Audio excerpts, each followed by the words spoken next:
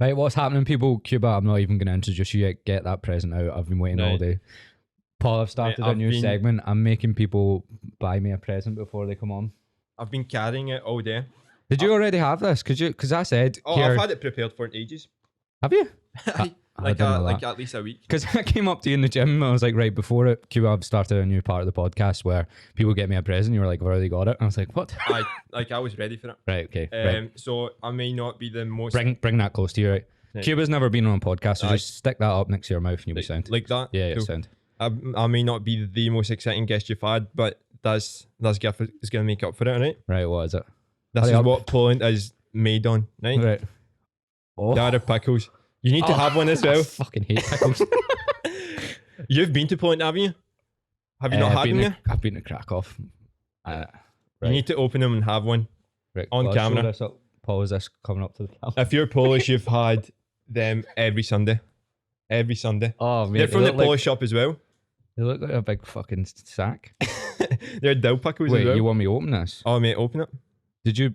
I definitely done super glue the lid. Just to see you struggle. Mate, I hate pickles. Do you? Oh, they're disgusting. Mate, you have to have I hate anything to do with vinegar. And then I'm going to get it on my laptop and everything. I mean, Well, you actually want me to eat it. I will be sick. We might have to stop the podcast. Have a bite at least. I'm actually nervous. You need to have one as well. Mate, I'm actually nervous, so I'm shaking a hate. Do you want one? It's What's the difference between a British or Scottish Mate, I have no clue. The label's different. What does Orgoki Kazone Ogórki Kiszone? That just means like dill pickles. That's what I said. Here, open this fucking thing. Mate, are we going to embarrass ourselves? Yeah. Two PTs You're not a bit being... stronger than me. Jesus. There we go. Right, be careful not to spill it.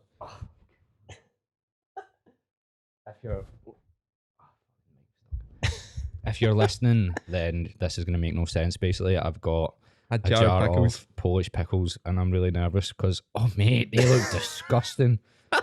Those fuckers, like warlocks. Mate, they taste better than what they look. Mate, I'm actually, I hate pickles. Do you? Mate, we used to do this thing, right, in primary school. Like we used to buy a fucking pickle out of the shop. It was like just a singular pickle. Yeah, and it would come in a paper bag, and we'd go to each other's house and throw the letterbox. That's what we did. And like, I would hear my letterbox go, and my mum would go, "Who the fuck's that? Is that the postman?" I was like, "You just know it's a pickle." I was like, "It's a pickle." Don't Scottish people love like pickled eggs and garlic and stuff? Yeah, chippy. Mate, this is going to be disgusting. Mate, just have a bite. It's not like I'm on, what's that thing on I'm a Celeb? Where they make you eat disgusting things. Look at the camera, make eye contact with the camera and eat it. Don't put it back in. What else am I to do it? Mate, I'll have one. Dude, there's another one there. Do you want that? You can have one. I mean, oh, that was disgusting, mate. Absolutely disgusting. I wouldn't be able to call myself Polish if I didn't have one. Just casually munching on pickles. You need to have one, man. I'm not gonna lie though, it's not as bad as I thought it was. Mm-hmm. Like I could maybe just stick it back in, mate. I'm eating at home, mate. Oh, right. That's over with. So, do you know why I've started that? Do you know why I think I've subconsciously started that? Because, right, the last girl I've seen, like she's lovely. Like I've got nothing bad to say about her, but like we just kind of wasn't really going anywhere. Mm-hmm. And on my birthday, she never got me a present, right? So I've then decided on the podcast, everyone has to get me a present to make up for it. So anyone that comes on, I'm going to make them get me something. Hopefully I get something better than pickles. To make up for that one gift you didn't get? Yeah, I respect that. Right. So in front of me, we have a guest that I work with in the gym. His name is, drumroll, Jacob Wierzbicki. Wait, where'd you find that? Because you gave me your bank details when I bought your tripod off you. Or is that how you say it? Say it again. Okay. Jacob Wierzbicki. That's good. Wierzbicki. Nothing. I'll go with Kuba Lewandowski. He's the next global TikTok star. Naturally. An NFL fanatic, also known as a virgin, but an all-round nice guy. Welcome to the pod, Kuba. How are you? Doing good. This is going to turn into an ASMR pickle eating challenge, right? Oh, fucking hell. Have you ever seen that? I had a client that was doing that, by the way. ASMR? She had like 100,000 followers on TikTok. Oh, you're kidding. I And wouldn't take her I on. watched her live. I didn't know she was doing it before. Like she done nothing the full time. Oh, man. I'm not going to say her name because that's rude, but Yep. she literally done nothing. And I just sat and watched her lives. Mate, I don't know who's weirder. I took on some mad people at the start. Right. What was I going to say? Right. So this podcast, Cuba recently started banging on TikTok, haven't you? Mm-hmm. In the past week, and yeah. I wanted to split it into like 2 different parts, right? So see, because you're like 20, and remember that conversation we had about 3 months ago or whatever, where you were saying you want to get a part-time job and stuff. I want to just go through that. I hate being preachy, so it's not going to be like a preachy thing. I just want to generally go through like the last 3 months and what sort of happened with you, and then that'll be one part of the podcast, and then the second part we'll just do like how to start the gym for clients, because that's like the main series you've done on TikTok. That's what well. started working. That's what I'm. So basically, there'll be a segment that will help maybe someone in your position, and then there'll be a segment that will help people that are starting a gym. But first of all, as well, I realized when I was going, because I go through people's Instagram before, right? And you've not got anything about you at all. Like your fitness page is just fitness stuff. It's the same stuff you're saying now, but they're just terrible. Yeah, mate, I saw you like that old, like the first video I've ever posted. I'm like, and that guy's going through my Instagram. I was like, nah, there's no chance he's gonna come. I just gave you a sly like just so that to make you nervous. I just don't like PTs who make their whole social media presence about themselves. Like their own training and stuff. So it's like, I believe in putting the client first. Like people, like in reality, they don't care about the PT. They just want to have results. Yeah. And I've seen there's a lot of PTs out there that just make it about themselves. Like, here's what I'm eating, and they never truly think about the client. I think those are more influencers, aren't they? But they're coaching people as well sometimes. But Aye, exactly. I just don't want to make my Instagram that way or my social media. Because you see like a lot of people like banging on TikTok fitness wise, but they're just doing like lifestyle, like vlog style videos. Yeah. You know what I mean? It doesn't come natural to me, so I think that I try to pull away from that sort of stuff because you can get pulled into it. Because like the more, I always say this as well, like I never watched a story in my life. I said that to you as well. Like, but if you story all the time, like I was getting way more inquiries when I was like storying just what I was doing during the day, but it made me hate my life. Like absolutely hate my life. That's like James Smith. Yeah, style. I couldn't do what James Smith does. Aye. Because he uses a lot of analogies and what he's went through and all that. And it's working for him. Like I don't mind his stuff that way. I mean, just literally the story in his life. Like you can tell he lives for his phone. Oh, aye. Like he does. He showcases his life for his phone, which works business wise. And I know he probably has times where he switches his phone off and doesn't go on it, but I just couldn't. Like even me just to story what we were doing just now. I'll probably put up a picture of me and you later. But even if I was to story, go and put up to the camera and go podcast right now, no. I couldn't do it because you constantly think, right, I need to story what I'm doing right now, and it's just bollocks. Like, and it just makes it. You always end up, even if you try not to, you always end up in that trap of like try and make things look better than what they are. Like that's what gets me with PTs who like make their food look good. Mate, my food looks atrocious. Yeah, so I don't make my food look good, but because people only do it to make it look good on camera. Like all these people doing recipes, like Michael's like my best mate, and like he'll openly tell you he doesn't eat the recipes he makes. Oh mate, same with Sean Casey, isn't he? He doesn't eat them. No. John like makes like a fucking cheese toasty and puts it up, and it gets like 3 million views. I'm like, how is that happening? Aye. It's like just because he put it in the air fryer. Mate, that's all it is. Air fryer, that's all you need. You need, because there's a guy called Tyler as well who I'm friends with, and like Aaron, the boy that was on last time, he's best mates with Tyler, and he was telling me that his mates were like to Tyler, why are you putting a steak in an air fryer? No, that's disgusting. But mate, it'll get like 1 million views. And you'll probably get clients off it, but realistically, why the fuck would you put a steak in an air fryer? No one will actually do that. What else was I going to say? Yeah, so what I wanted to ask you is generally stuff about you that I don't know, because every time I talk to you, we're just in the gym and we'll talk about training or whatever. TikTok, yeah, social media stuff. Where are you actually from? So I was born like literally 20 minutes away from the capital of Poland, Warsaw, and until I was 6, we lived there. And when I was 6, we moved down south, where like all the mountains or hills. We got a big house. Is that what you were telling me I should go on holiday? No. No. I mean, we used to go on holiday there, and then Right, we ended up moving.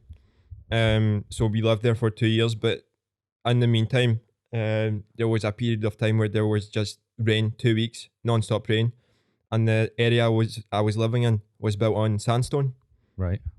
And after those 2 weeks, there a massive landslide came. Massive landslide, like with mud and stuff, right next to our house. Took down the well, mate. It's like a third world country. We had a well. Fucking hell. For your water.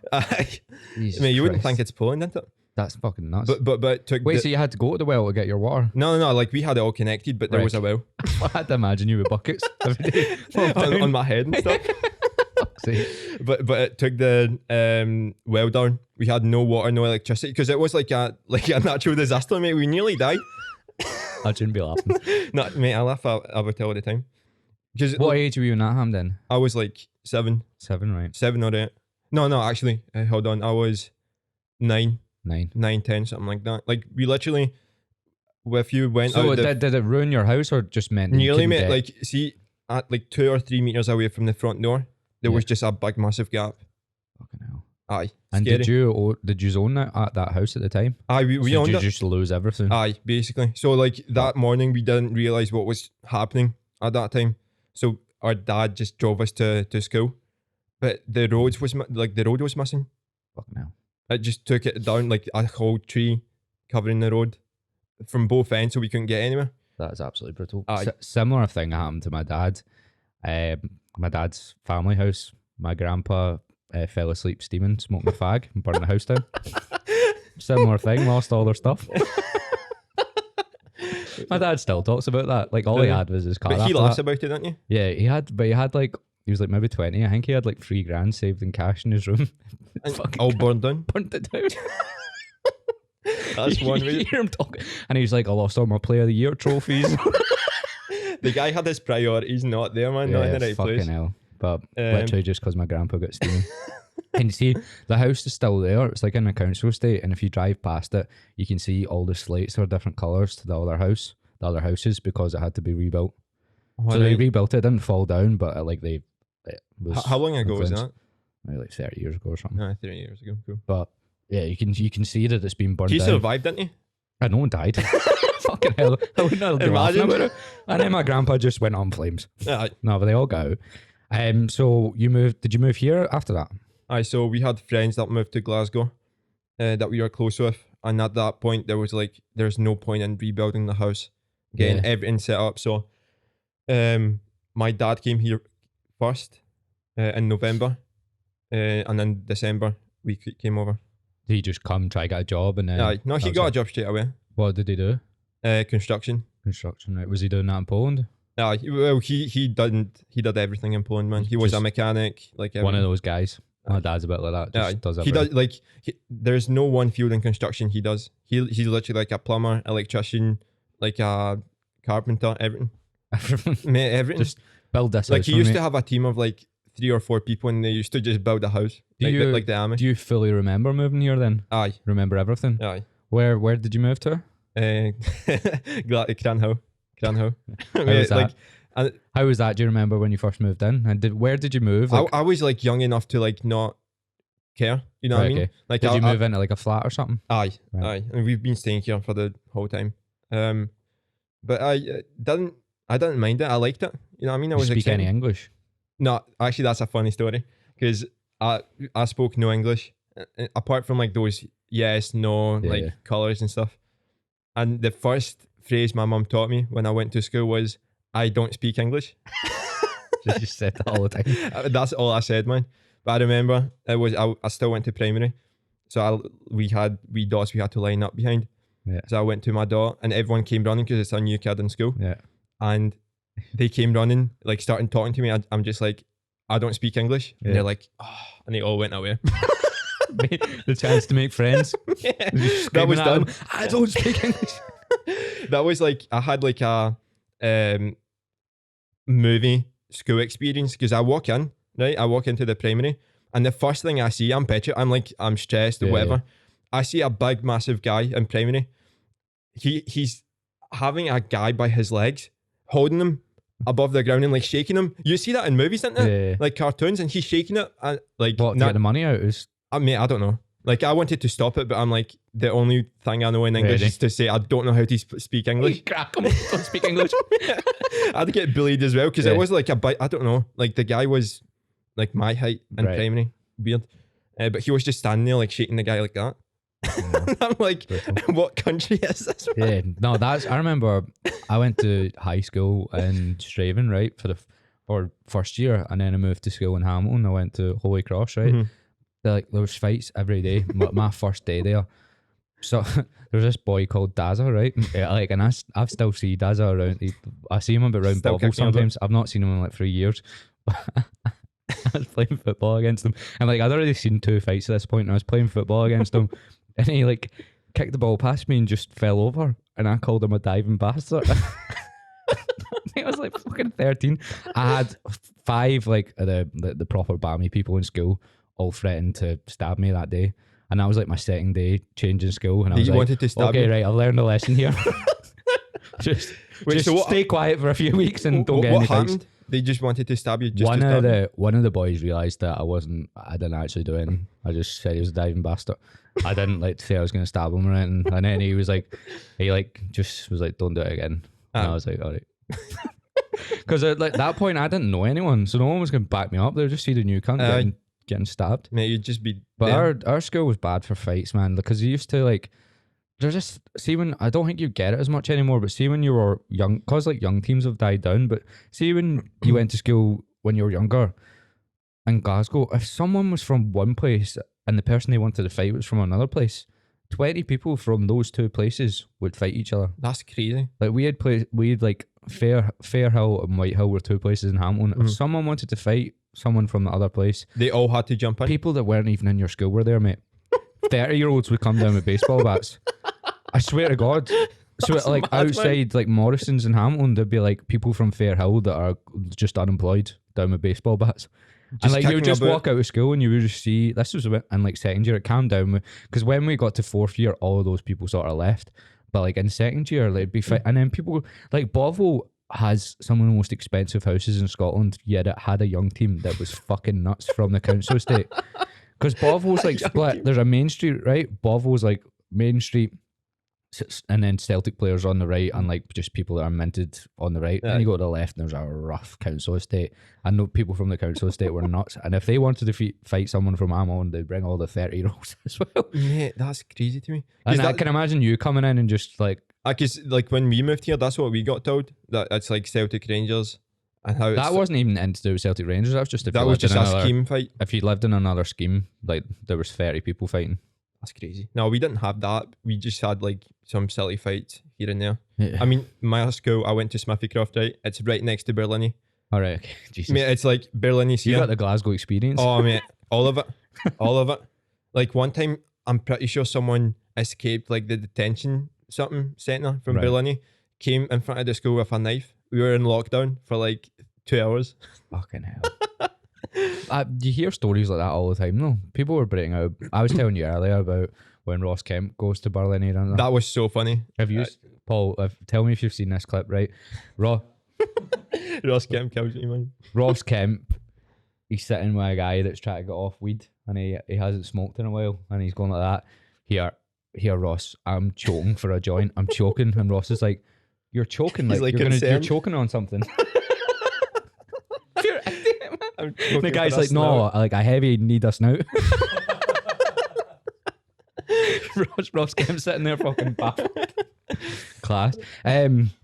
So how long did it take you to like learn English and stuff? So I learned it pretty quickly because like the younger you are, the faster you get it. Yeah. So I was like able to speak as soon as I left primary, but I didn't speak it like I was dead, like quiet. Yeah. Until like 3rd year probably in secondary. I used to like say nothing. Right, okay. Nothing at all? I mean, I used to speak, but not as much. Then in 3rd year, I kind of found Did you have a hard time? Like, did you have any mates and stuff when you first moved? I've had, there were a lot of Polish people in the area. Right, okay. So I had friends from the get-go. And then in high school, I met some other people. Did you go to Catholic school? I don't know what No, Smithycroft is. Smithycroft, no. Because we had a lot of Polish people in our school. Cause it was, well, it's Catholicism quite popular in Poland. It's like the main. So we had loads of Polish people in our school, but they all kind of kept to their own little crowd. Like, that's what I found as well. Like I was jumping from. I was never like the popular one, Yeah. but I used to be cool with everyone. You know what I mean? Yeah, yeah. And then I found some pals, and I just kicked it about with them, Right, and that's where I started being more. When you loved. get to third year, Aye. I would say I was the same. I came out of my shell about third year. No, in fact, I was always like quite loud or whatever, but like that's when I started talking to everyone when I was in like third year. How did we actually meet? Because I think I remember. See, I was thinking about it when on my way here. I can't remember. Was it me commenting on one of your videos or? I remember DMing you, and I didn't know who you were, and you were asking me questions about PTing and stuff. I remember you came on my live and you were asking me stuff one time. Yeah, that's all I remember. I think I commented on one of your videos, and you just said DM me on Instagram because I can tell you more there. Oh, you were asking me at TikTok or something? Aye, I think I. Yeah, and then I think I must have met you like a week after. Because you were like, oh, I'm looking for a gym to train because I'm only doing online coaching. I hadn't long moved back from London, so I moved back from London pretty much to do.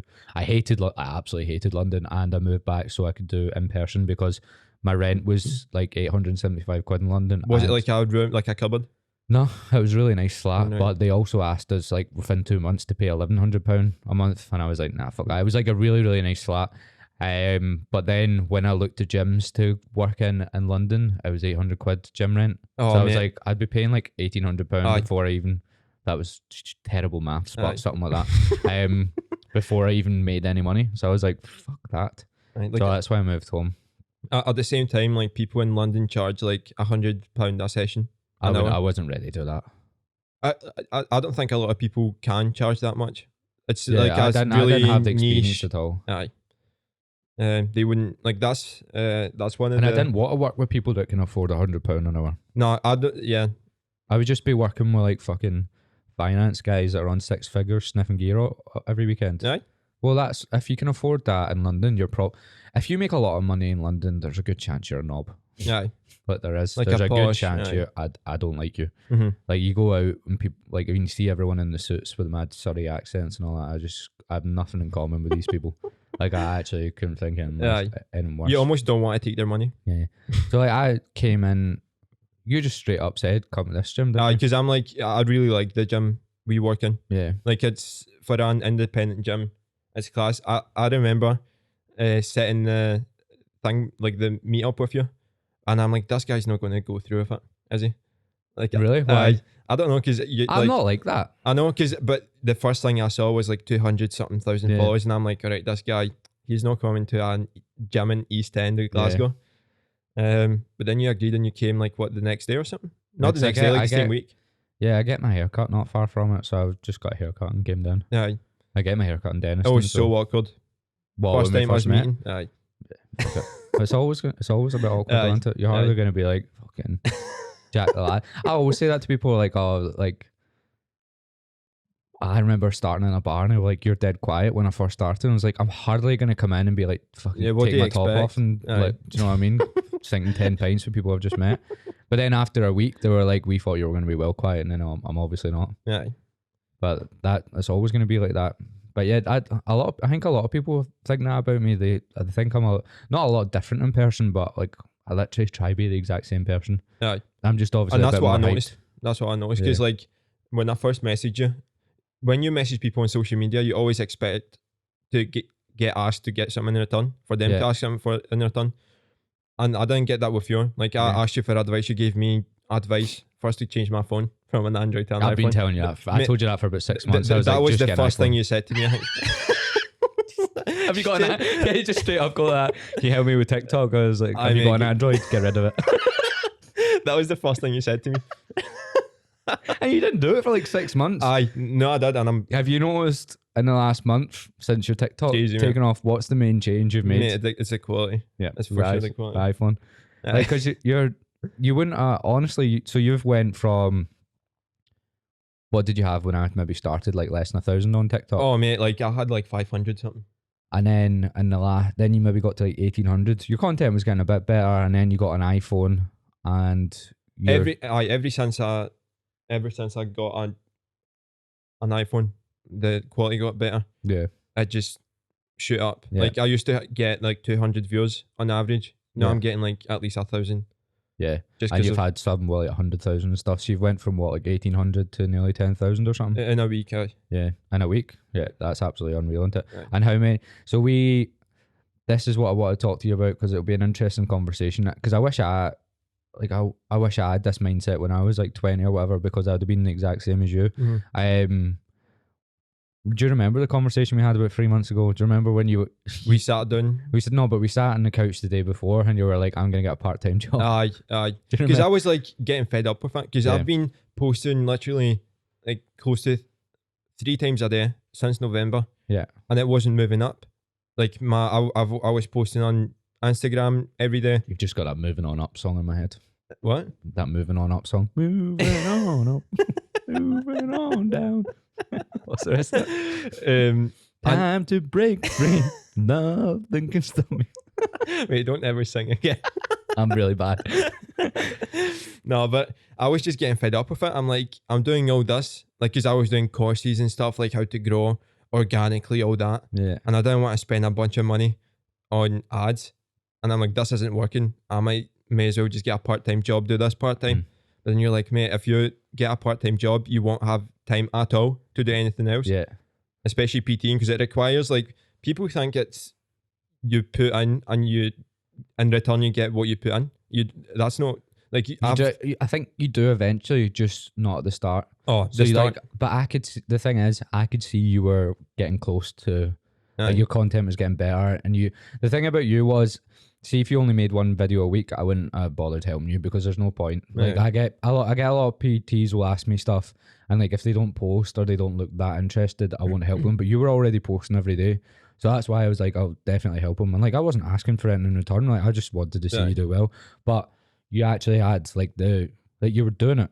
You just needed a wee bit of help, or like even you would have got there yourself anyway. Like you had Eventually, the work ethic. but Yeah. it would have taken me twice as long. Yeah, but For sure. you would have got there because you had the work ethic to do it. But yeah, tell me your thought process of when you were going to get a part-time job, because I remember just looking at you go, you fucking clinically insane. I was just like disappointed because I had clients in person. A lot of my How clients, many hours? I was doing, like, I'm still doing around 18 to 20 in Which is, person. if you break it down in PT, and 18 hours a week, 18 hours a week is probably just like enough to like scrape by. Isn't it? Really, when you pay for rent and all that. Like if I paid for rent and everything, like I would just get by. Yeah. So I was like, the online stuff, I know the potential in the online training, and I wanted to get in there, get in that space, but nothing was moving forward. Like I would have get 2 or 3 maybe followers a day. Not even that. Sometimes I would have gone a week without having a single follower. Yeah. And I'm like, okay, this isn't moving. I'm doing everything right, I thought, but nothing's moving forward. Yeah. I'm like, I may as well just get some income in while I work in this. You know what I mean? So we sat down for like an hour, didn't we? And Yeah. you probably remember this more than me. Yeah. But so now you're at the point, I think since then it started going a wee bit better, and then like the last 2 weeks it's went way better. And what have you actually, if you can give proper in detail sort of like outlines of what you've actually done differently over the last 3 months and what's worked for you? Because again, I don't want to come across as, because I'm not business coaching anyone, and Like a guru. Yeah, I don't want stereotypical. anyone to come to me and ask me for business coaching advice or anything. So I just want to outline what's actually worked for you, so that people can actually listen to you and do it themselves. Yeah. So you just need to simplify your content to, like, as if you're explaining it to a 3-year-old. Like, as you said, you have a script for everything you're doing. Yeah. I'd done that same thing. So I'd write a script down and then I break it down into like 4 parts, and I just simplify it. Yeah. Every single time I just take out words that don't need to be in, that are kind of just filler words. And you need to, like, you taught me this, to grab people's attention in like the first 2 seconds. Like, people's attention spans are Non-existent. atrocious, mate. Like 2 seconds, that's all you have to grab their attention. Yeah. And that from then on you can say whatever. But basically saying it in like the simplest words get your quality up. Yeah. Because it's nothing to do with like hashtags or like optimizing your, no, it's that you just have to work on what people want to hear. Like, you wouldn't be like how to optimize hypertrophy. You'd be like, how to grow muscle. Yeah. Like, here's how to Even grow a simple muscle. change like that, like the average person doesn't even know what hypertrophy means. Because I've got a friend that literally just works down the road. They do physio. Right. And she's big into business stuff. And what she told me, because I used to send her my like Instagram pictures and what I would have said, and she sent me back what it should sound like. And what she taught me is to write your stuff as if you're talking to someone that wants it. So you wouldn't be like, to a woman that wants to lose her muffin top, you wouldn't be like, oh, here's how to lose your fat layer between whatever, you know what I mean? You just do this and you lose your muffin top and whatever amount of time. So put it in the words that they want to hear, not the words that you want to, like, because I think a lot of PTs make their posts as if they're tailored to other PTs when that's not your potential clients.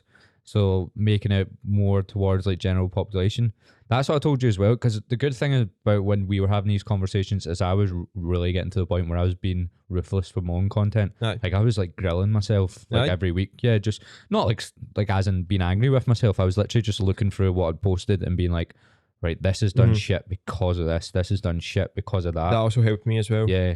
And not like feeling bad about it, literally just being ruthless with myself and going, and when I done a script, when it was 8 lines long, just making it 5 and just going, that's all you need to do. You think that's funny? It's not that funny. Get it to fuck. It just makes the video longer. That's what I was doing myself. Because I was posting videos of me just talking for like a minute with a camera to me. It got me quite good at doing that. Like I can still do it, but it meant that I was just, because it's so short form now. And that's why that's why I'm going to hammer the podcast, because I think long term doing short form videos is unsustainable. Like posting every day, I just don't want to be doing that in 3 years time, like feeling like I need to post every day to keep getting clients and stuff. I don't want to do it. Plus there's only so much you can say in 20 seconds. Yeah, like exactly. You can learn more about this. Like I did what you said as well, to look back on the videos that performed well, the ones that didn't. Because I used to always post the same stuff and I'm like, why is this not working? But it's not working for a reason. Because like for me personally, videos where I'm holding the camera, talking to the camera, they never do well, ever. I can literally post the same video about the same topic using the same words, holding a camera, and then having a voiceover, and the voiceover will do 100 times better. You know what I mean? I think that's important to realise as well, is that that's different for everyone. So I think I'd probably do better at the talking videos. Well, not like the voiceover ones would do well as well, but I can do well at talking videos, but I'm not that good at voiceovers, or they don't do as well. Don't know why. I can maybe just get my point across more when I can move my hands and shit.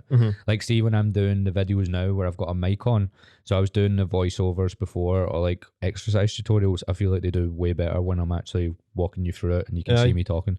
Don't know why. It's just everyone's different. Like I'm probably better at getting my point across when I can actually talk, move my hands about, and do you know what I mean? That's good that there's stuff for everyone. Do you know what's quite funny? That video I posted the other day where I jumped on the tires.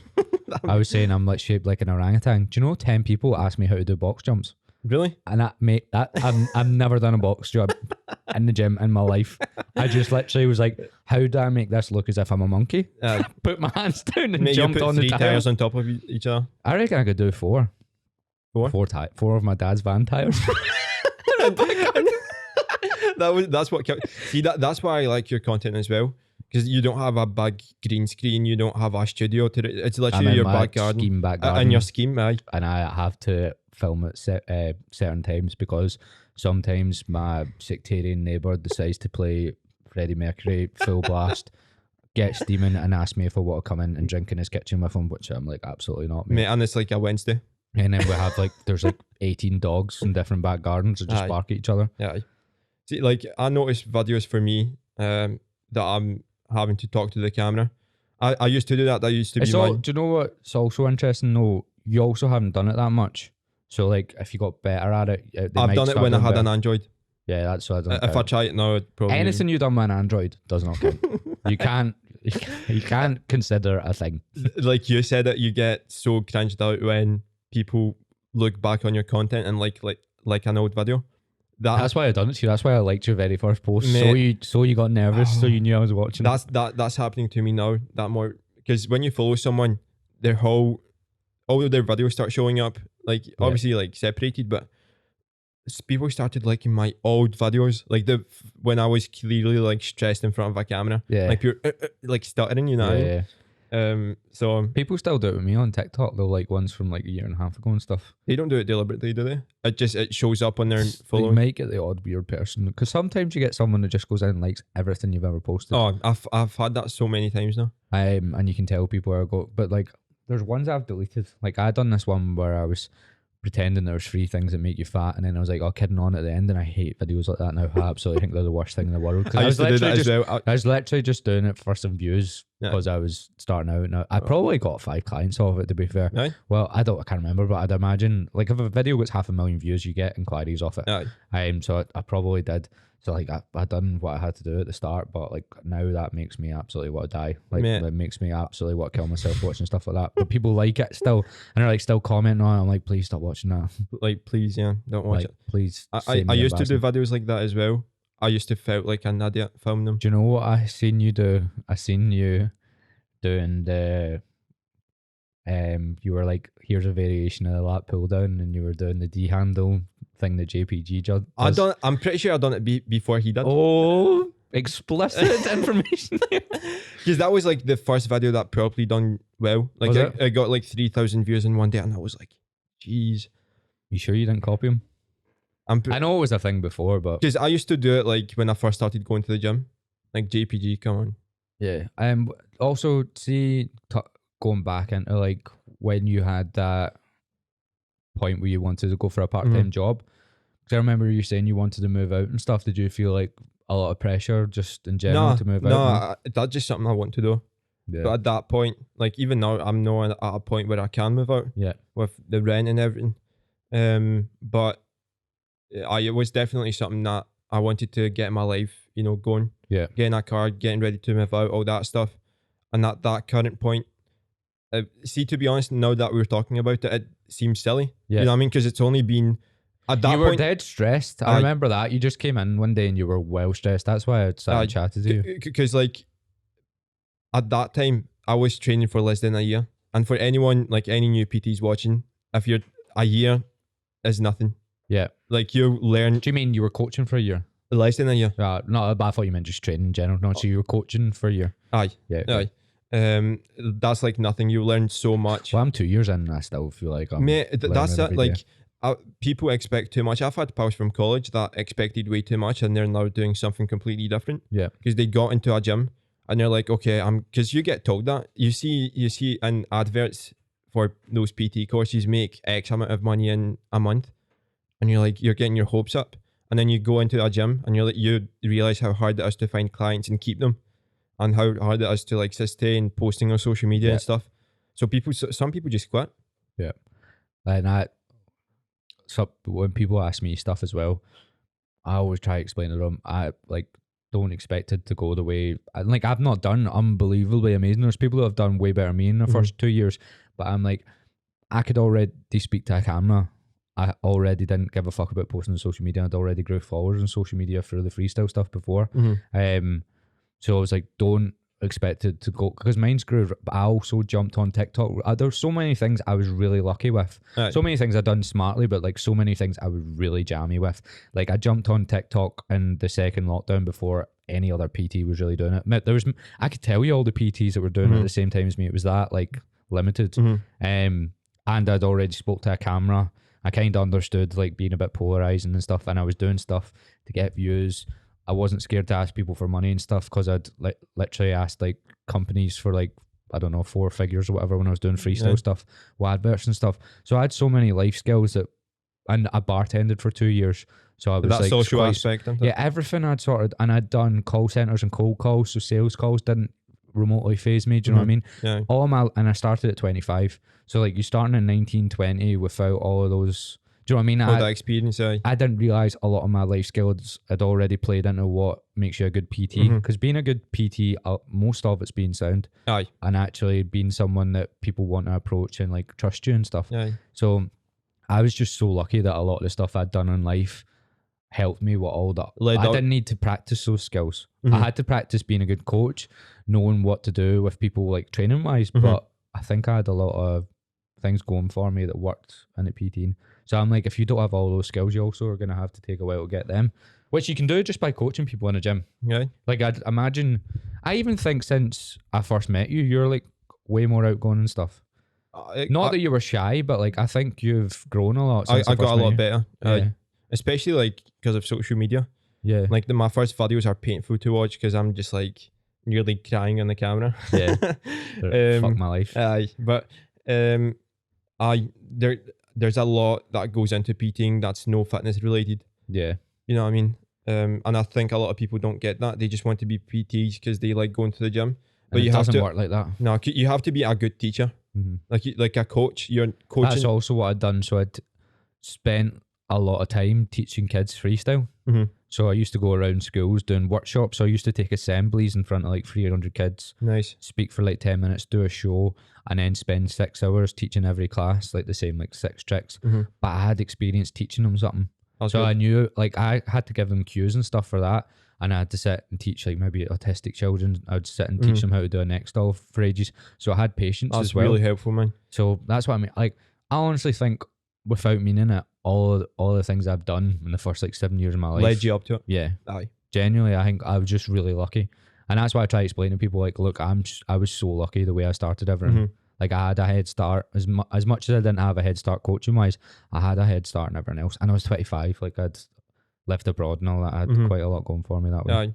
I was lucky in the same way where before I done health and fitness, the side that learning to be a PT, I done games and sports in high school and college. So we were literally going to primaries, taking classes of like 50 kids, and that's great experience. Teaching them. I loved it, man. Like, I loved it. That's such good experience. And teaching them sport, and that's what gave me that kind of motivation to talk to people. Not motivation, but that comfortability. Yeah. To talk to people, no being like stressed in front of groups. Like I took classes in our gym, and it wasn't that bad. Yeah. It does help a lot, man, for sure. Yeah. How do you find taking classes? I don't mind them. Yeah. I like them. I still don't think it's something I want to do just because I'm so fucking focused on form and stuff, and you can't help them that much with that sort of thing. That's why because if you can't just focus on one person when you're taking a class, you have to have your eyes all over the place just to make sure someone's not dying in the corner while you're teaching someone here. What made you want to start getting into like PTing? See, it's not one of these like life calls. Like neither was mine. It just happened. You know what I mean? Like I was in college for games and sports. I realized how much I didn't like doing it, like teaching sports, to be like a football coach or whatever. We've done like 5 or 6 sports, and then a place opened up in health and fitness, and I just went. I didn't even know you could be a PT from there. Right. You know, like that at that point I started going. Wait, that's a college course. Aye. Right. So I didn't even know you could be a PT from that course. I just thought, okay, I like health and fitness. I started going to the gym. I've always been active, so I may as well go there.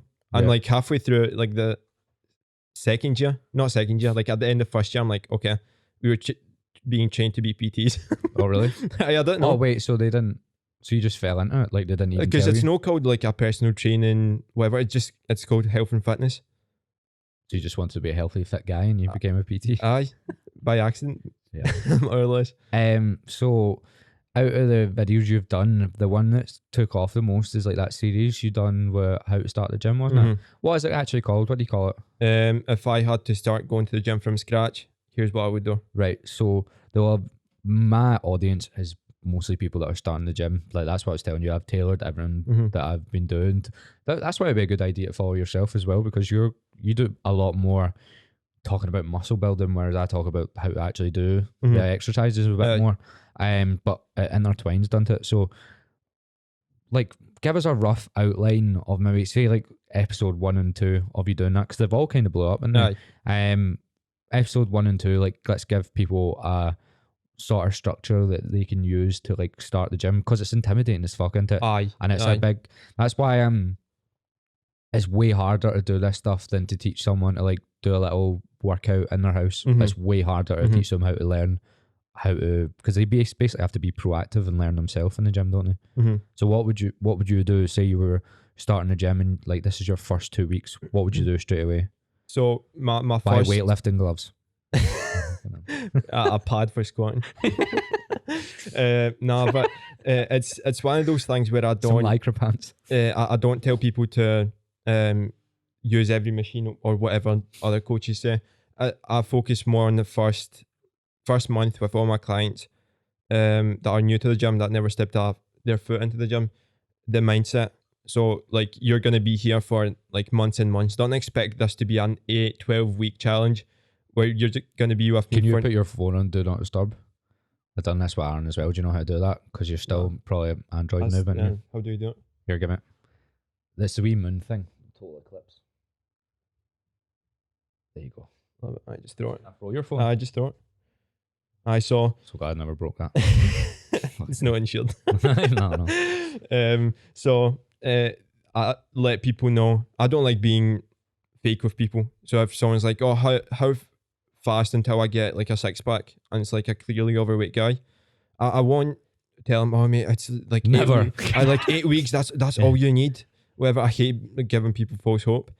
So I just tell them, listen, you're gonna be here for a long time. Forever. Yeah. Forever, pretty much. For it, it's a lifestyle. It's no. I've done a video like that a few days ago where it's not a one-off thing. Like, No. don't expect any results to come from like a 6-week challenge. Don't, because you'll be disappointed. Yeah. Like you get a gym membership for a month, you go in 4 weeks and you think you're done. No, that doesn't work like that. Nothing against PTs that do this, right? Because it's like, I'm not that anti personal trainers doing anything that gets them income. Because like we were saying, it is such a hard job. So like the challenges that PTs do and stuff, They work. it works business wise, and it might help someone get a little change. It might give some people the spark. It might also teach some people that they can't get what they want out of an 8-week challenge. But I kind of like, because I'm the exact same. I'm so anti doing stuff like that for money, and rather actually give people what they need to hear.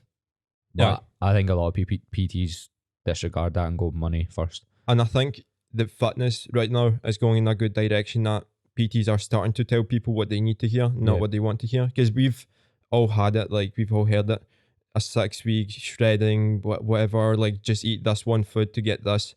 You know, we've been over that for years and years, and people believe that. That's why they're, discouraged from going to the gym. Yeah.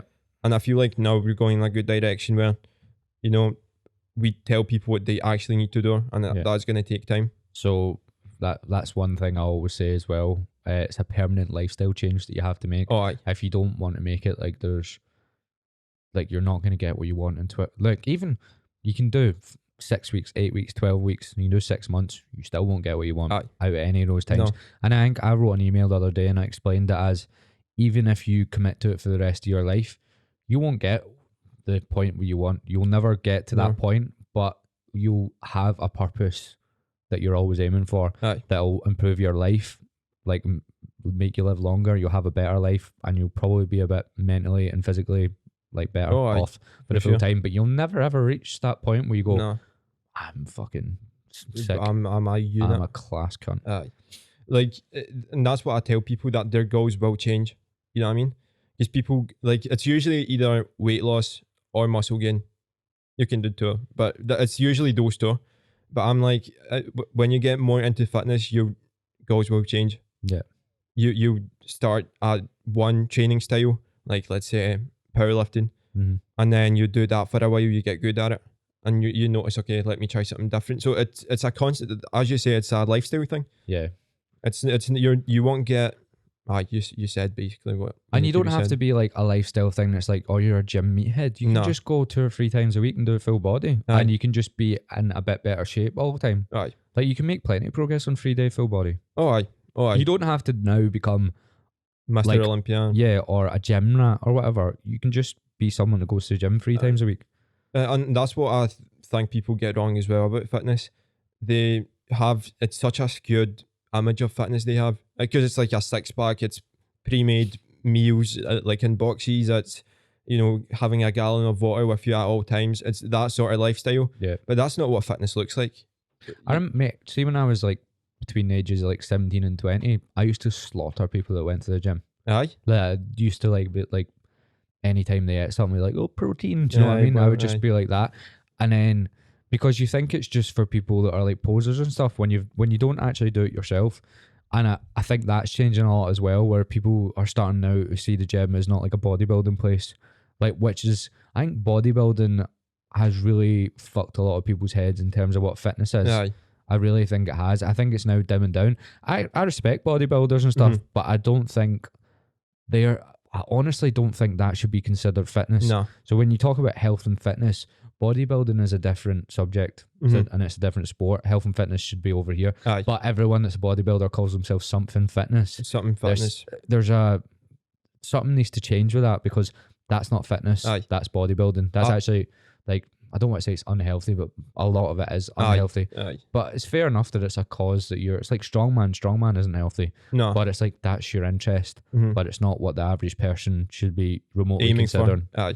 They shouldn't. I don't even think bodybuilders should be training. You agree with that as well? Aye. We spoke about it. I don't even think bodybuilders should be training regular people, because it's a whole they have complete no ballgame. empathy. They're a completely different breed of person. If you want to do bodybuilding, and they're gonna make them do what they want them to do rather than what the person wants to achieve. But what I noticed as well with bodybuilders, they coach people in a way that they've been coached. So it's like every set to fail. Like, see if you right now go onto YouTube and type in motivational, like fitness motivation, whatever, you have Ronnie Coleman screaming his head off in the gym. Even at our gym plays bodybuilders like on the TV. There isn't bodybuilders in our gym. No. Apart from, like, well, Stephen, he's a PT that we work with. He's not even a bodybuilder. No, he's quite he's strength-oriented. built, but he's not a bodybuilder. There's not any bodybuilders in our gym. No. So, like, for me, a start would be don't play bodybuilders on the TV. But I'm not saying about our gym, because every gym's like that, but that's not actually what people want to see anymore. Plus, it's really not attainable for like 99% of people. I don't want to look like that. No. I know that's the typical thing that a non-bodybuilder says, but I really would. I don't want to look like that. As soon as you start getting a bit bigger, you realise to what extent you have to be to look like these guys. You're like, that's not what I want to be, man. You have to like force feed yourself 7,000 calories a day. That's what I mean. Like, when you're back in the day when I first started, that's why I'm big on helping you gym people out, because I was so confused. Like, I'd literally go in, have no plan, train, like, and there would be so many conflicting, like, not arguments, but like advice out there that I was so confused. It took me like 2 years of training to like learn how to. Mate, a lot of the, especially when asked, like, I never started going to the gym properly until I was about 22 or 23. Like, I would have went before, but I would have never went for more than 2 months at a time or whatever. Do you know what I mean? I'd have maybe went with my mates for a while. I'd have maybe actually got to the point where I'd seen a wee bit of improvement, but then I'd go to Napa for 2 weeks and then I wouldn't go back to the gym for like 2 months. Do you know what I mean? It was that sort of way. And I remember some of the things, like, so there would have been YouTube videos, but it wouldn't have been like it is now. Like, see if you go on YouTube, you could even just go to Jeff Nippard and you'd learn fuck tons or something. Do you know what I mean? You didn't have people like that. You had like big bodybuilders. And then where I was getting loads of information was Men's Health magazine. That's a common one. Mate, I remember one time I read something about fast and slow twitch muscle fibers. Oh, mate. I probably misinterpreted what it said on Men's Health, right? But what I interpreted, fucking hell, that's a hard word. Interpreted. Yeah, what I thought it meant was that to get your fast twitch muscle fibers bigger, you had to do the weights faster. So I remember going in and getting like 5 kilo dumbbells and going like this. And then coming out the gym, like volleying the gym door down and going, I'm going to be fucking huge. Oh, you're like, my fast twitch muscle fibers are going to be fired up. Was like the fast twitches are fucking coming. And then the slow ones, you have to like train pure slow. I never done the slow ones. I just concentrated on the fast ones because it was fun. I felt like a boxer. But I must have looked like a maniac in the gym. Do you know what I mean? But I done loads of stupid shit like that because there obviously is loads of conflicting information now.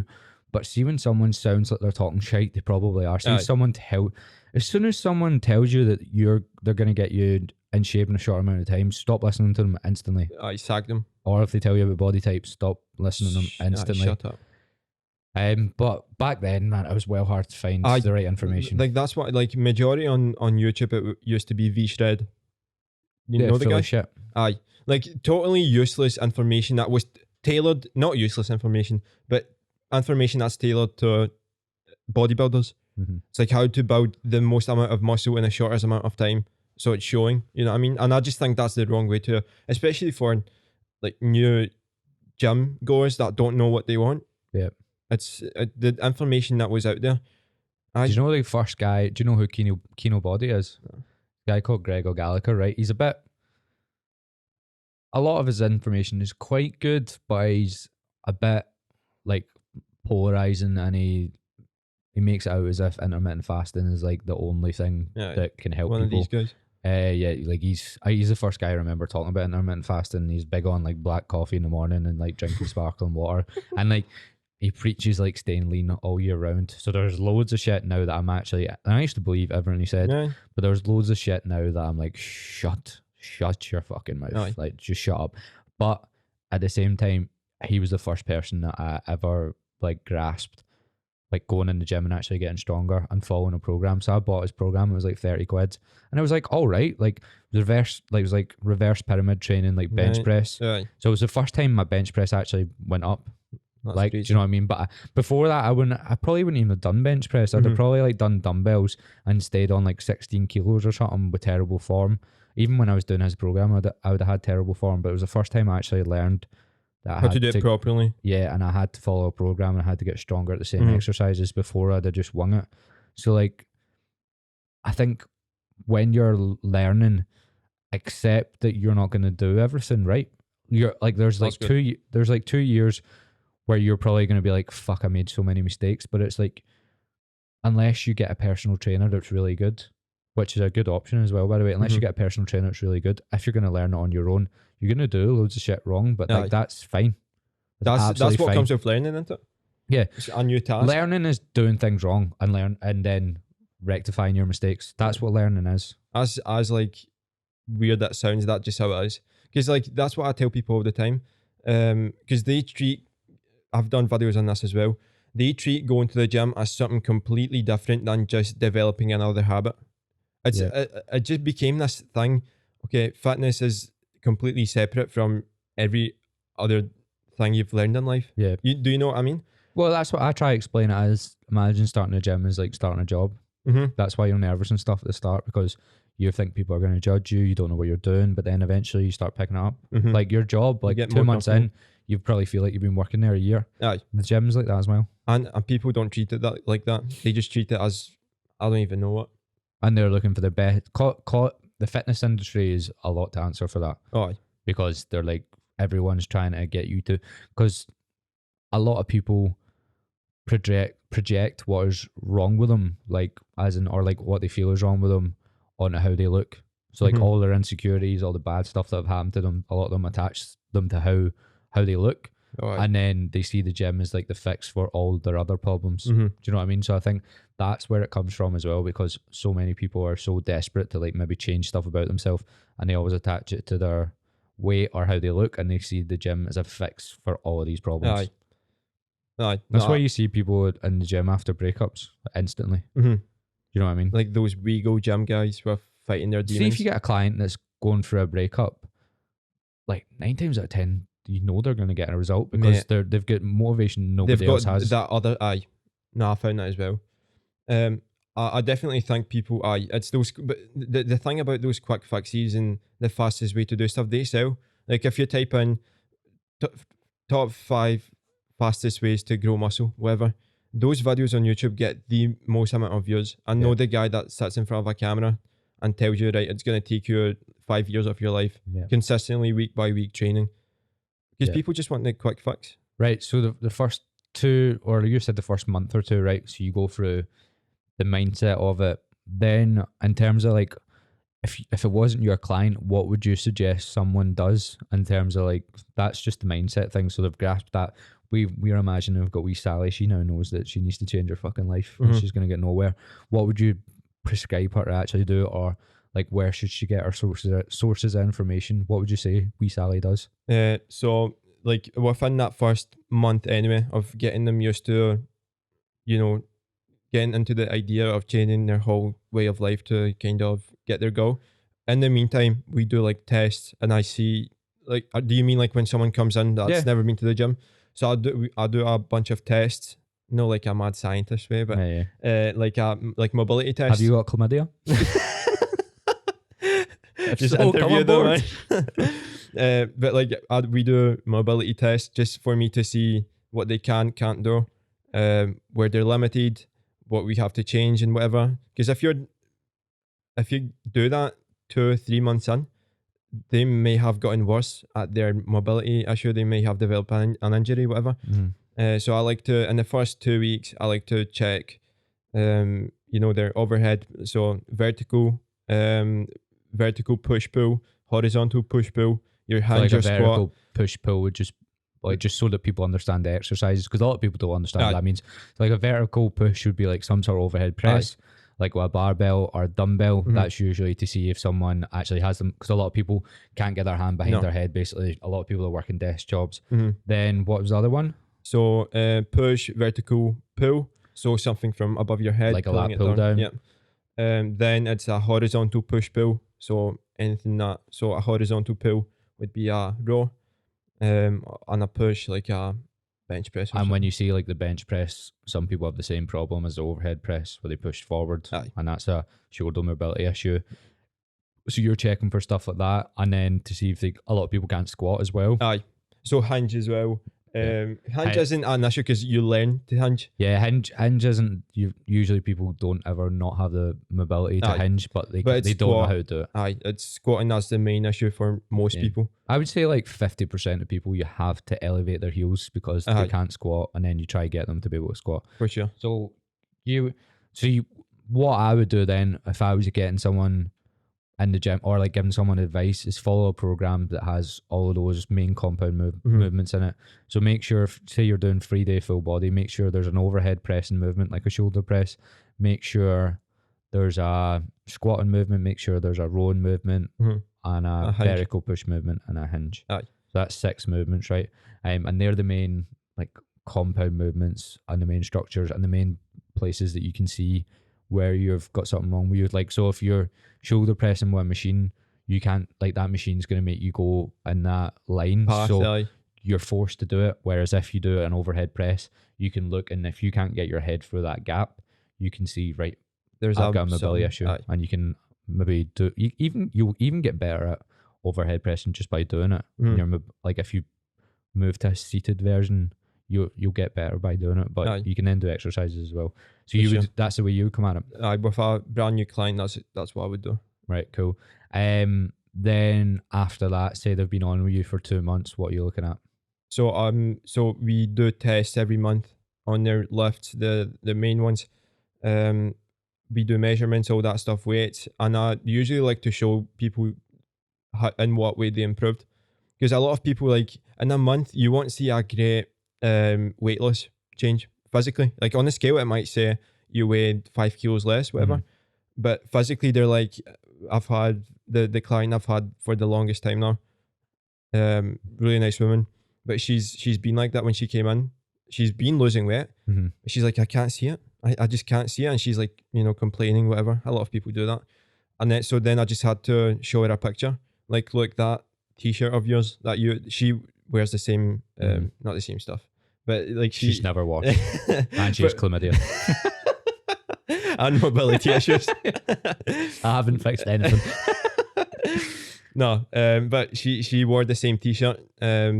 She did when we took the first picture, and I'm like, look, it's loose. And she's like, oh, like she didn't notice that.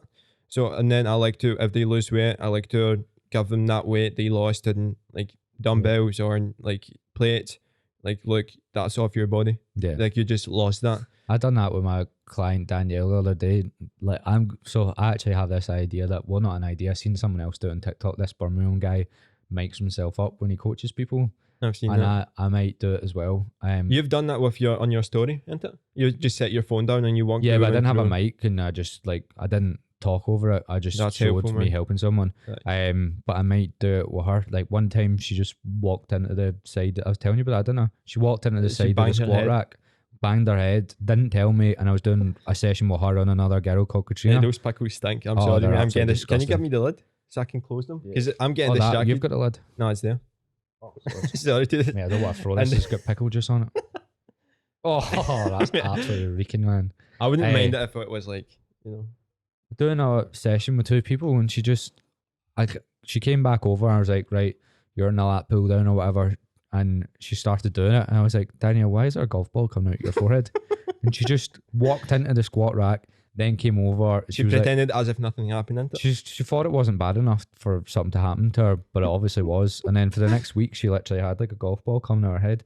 Then anyway, I'm going to do sessions with her. She's already up for it. She just doesn't want to get abuse off of TikTok. Oh, and I was like, it's going to happen. I'll delete all the comments if you want, because literally everyone abuses you on TikTok. But she was the other day, so she's got well stronger. She'd never been to the gym before. That must be like 3.5 months or 4 months I've had her on with me.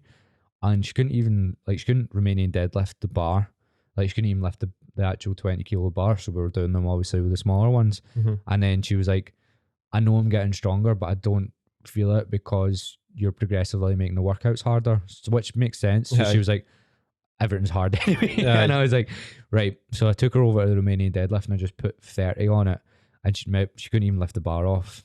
And she did it. And she's worked up to like 45. That's crazy. So I was like, right, let's do 6 reps on 30, like in the mid, like it had nothing to do with the rest of the session. I was just like, let's do it.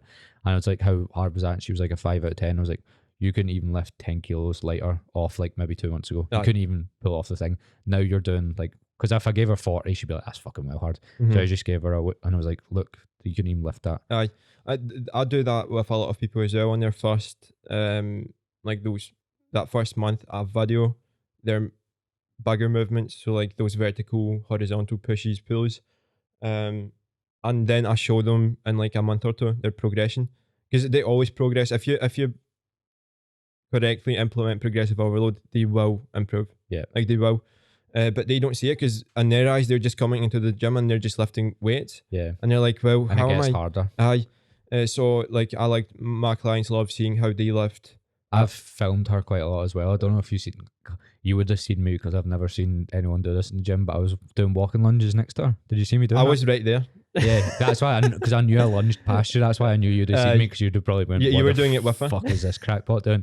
But basically, she couldn't do lunges 3 or 4 months ago. She couldn't even get her knee down, and she couldn't get back up out of it. So I've been literally like progressing like all sorts of like various lunges so that she could get to the point where she could do that. That's why I done it with her, because when I told her to do 20 lunges, she was like, fuck off. You're like, shut up. So I done it with her. She didn't ask me to do it. I was like, fuck it, I'll do it with you.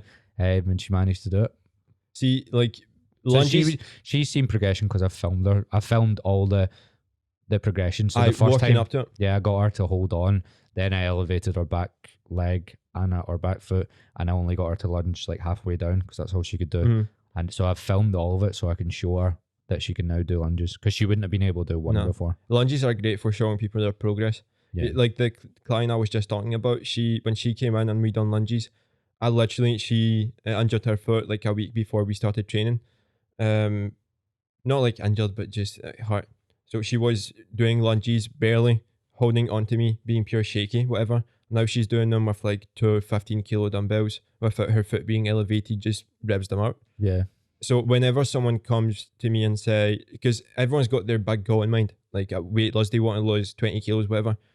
And that's the only goal that they have. And they, like what I notice with people, maybe you're the same, people just disregard any other progress they've made. Yeah. Because they haven't achieved that goal. And I'm like, listen, that's like the top of the mountain. You're getting there. But look behind you. People do all sorts to like discourage themselves. Like I had a client the other day send me her 4th week picture compared to her 8th week picture, and she's like, I can't see any difference. And I'm like, always compare to the first one.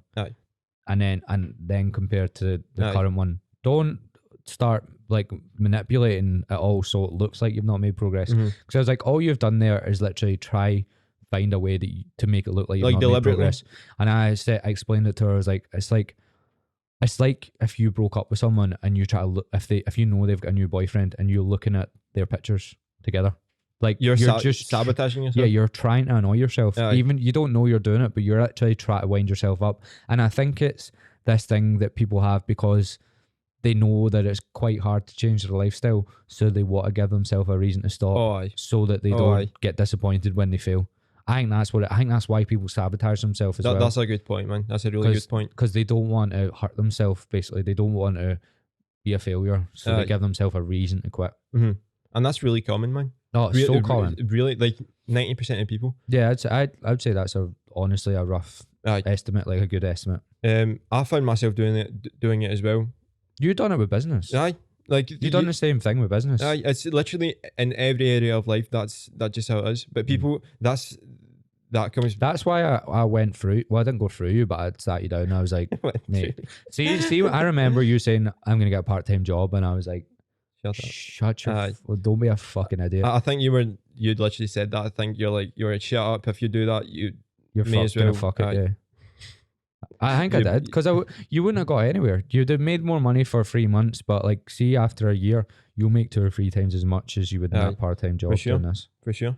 The last thing, so that if we look at what we've said there in terms of helping people, we've just said that at the start, just make sure that it's a mindset that you're going to actually just go to the gym. And even if you miss a few sessions or whatever, just go after that. Like, don't worry about, I want to train 4 times a week, I only went twice last week. Just make sure you go the next week. Don't worry about stuff like that. Just make sure it's a long-term thing. Then find a program. I've got a free one in my bio, but you can find one. Little plug for my email list, and then I would ask you if you want to go on my online coaching. That's how the email list works. I'll just be honest with you. But then if you want any program, there's ones online. Like, literally just find any program, and then I would also say what we've not said is film yourself a bit, because all these things we're talking about are like, if you've not got a mobility push over your head, you won't know until you film yourself and you go, oh fuck, I'm doing it quite wrong. So even just film yourself doing it in the house if you've got dumbbells or something. It doesn't have to be in the gym if that's too intimidating. Then after that, what did we say? Remind me. Do those tests to see how your mobility. You can do it in the same time. Like, that's the thing. Yeah. Even just record your. Always track your lifts and try up the weight, and then you'll be able to test your stuff at the start, and you'll be able to see how much stronger you've got. Take pictures and measurements as well, that sort of thing. So that I think that'd be very helpful for people who are just starting. Then what I want to kind of finish on, I've got about 20 minutes before I definitely need to go in that toilet. Mate, I told you I'm dying. I'm choking. Yeah, I'm choking for a piss. Every time I drink a can of Monster, it just goes literally right through me, and it doesn't help that looks like the colour of piss, so it's put me off. Anyway, what I seen that you done that's quite interesting, that if I'm being honest, I never ever let a client do, because it means that I can't literally see anything, or I have no idea what they're doing. But you were posting about how you lost 10 kilos without tracking calories. So you'd never ever track? I used to, but then I just can't maintain it. I'm just someone that I just can't. Yeah. So, go on. Are you someone that you were skinny though, weren't you? I came from thin, very thin side. So I think that's definitely different than coming from the opposite side of the spectrum. And you're trying. I was talking to someone yesterday about it. It's definitely not something I recommend to everyone. That's just me to prove to people that it's possible. Because I've had people come in that I told them to count their calories because they've been trying to lose weight for ages before they came to me. They couldn't. So I'm like, okay, let's do it the right way. But they were miserable for months just because they had to count calories. So I just kind of selfish in a way, but I just wanted to show people that it's possible. You know what I mean? Yeah, that's fair. Yeah. I always say to people like that it is possible. I just have like some people come at me and they're like, I want to improve my 10k running time, and I'm like, I'm not the guy, man. Yeah. And I probably could help you do that because I know a little bit about running, but I'm not charged. Like I don't want that. I don't want to like be an amateur person like giving you amateur advice about running because I don't know. And I also say to people, if you don't want to count calories, that sweep would probably go on with someone that's like tailored towards that, because I don't really know how to help someone that doesn't want to count calories, and I would feel like I'm not in control of like knowing what they're actually eating, because the thing is, you've counted calories before, haven't you? So you have knowledge of what's in food you're eating, where someone who's never tracked hasn't a fucking clue what they're really consuming. See, it's good that you said that, because I wanted to go back on that topic. I wouldn't recommend. I will always tell people to count calories at the start. Always. Yeah. Even if you hate it, just put your head down, count your calories, because you need it. Even for 30 days. Aye, because it's like we're so bad at estimating how much calories are in food. So bad. Yeah. The reason that I'm so big on it as well is because even though I've probably got about 4 or 5 years worth of tracking behind me, not like every single day religiously. But like consistently, roughly. Yeah, like I won't ever go a month without tracking. Do you know what I mean? And if I don't track, mate, I can like I'll be like, I've had like 2,500 today, and then I'll just go and put it in. I'm like, or if I'm been somewhere and been out, and I'm like, I've had 4,500. Gavin, you fat fuck. It went like that. Yeah, and I wouldn't even have known. I'd be like, there'd be points where I haven't ate for like 4 hours and all that, and be like, oh, I didn't eat all that time. I must have not consumed much. Right, cool. So I think we've covered loads there. Like, I actually think that was a really good conversation, and like we covered. How long did we speak for? Probably like over an hour. Jesus. Yeah, an hour 15. So, mate, I think there was some class stuff in there. I think there's loads of helpful stuff for someone that's maybe in your situation with like business and stuff. You've now we set you that goal of having 5 online clients. Yeah, we must be 2 weeks away from that? As in like, we said in 3 months. 4. You got 4? So I said to you the other day, have 5 for the podcast, and you fucking let me down, you wee cunt. You would charge me twice as much. Okay, look at this. You won't pay me for this podcast. Pay you? Fuck off. And right, so you've covered all of that. Then we covered how to help people in the gym, which was your main thing that's been helping people loads. Do you know what? I'm just going to make this up. If anyone's listening to this, me and Cuba will do 1 free session and team train if they want to do it. All right. Like, if anyone's listening to this, just contact us if you're anywhere near Glasgow, right? I'll do 1 free one, and so will Cuba. You have nothing to lose. Literally nothing to lose. Yeah, just come and you'll be able to meet us, and you can get a free. I'll offer free sessions anyway. Free chlamydia test while you're there. We'll judge you. I'll test myself as well, don't worry. So that's one thing that you can get from this podcast. I might put it on my Instagram story as well. And then if you're interested in online coaching, Cuba's got a new service, and he'll get that 5th one out of this podcast. And where can people follow you or find you or find out about your services? So it's that's my brand. Just my initials. Cuba Lewandowski. KW Fitness. KW.fitness on TikTok, I'm pretty sure. KW.fitness. And then on Instagram, it's KWFitness.pt. Cool. You need to have that PT. Thank you very much, mate. You take your pickles with you. Do you not want them? No, fuck them. Well, maybe take them home as a present. Right. Thank you very much. I appreciate it, man. That was well fun. No worries. Right, thanks, man.